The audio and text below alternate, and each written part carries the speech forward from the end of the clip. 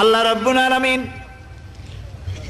কোরআনে কারীমের ভিতরে নবীজির নাম একটি বারের জন্য নাম ধরে তাকে ডাকেন নাই, বরং তিনি বলেছেন তোমরা পরস্পর পরস্পরকে যেভাবে নাম ধরে ডাকাডাকি করো আমার নবীকে সেভাবে নাম ধরে ডাকবে না। আল্লাহ নিষেধ করেছেন আমার নবীর নাম ধরে ডাকবে না। সুবহানাল্লাহি ওয়া বিহামদিহি। এই পৃথিবীতে যত নবী আসছেন সমস্ত নবীরা হলেন এলাকা ভিত্তিক নবী, অঞ্চল ভিত্তিক নবী। এক এক এলাকার, নূহ আলাইহিস সালাম এক এলাকার, মুসা আলাইহিস সালাম আলাক এলাকার, দাউদ আলাইহিস সালাম আরাক এলাকার, এরকম এলাকা ভাগ ভাগ করা। কিন্তু মুহাম্মদ সাল্লাল্লাহু আলাইহি সাল্লামকে আল্লাহ রাব্বুল আলামিন কোন এলাকার জন্য নবী বানান নাই।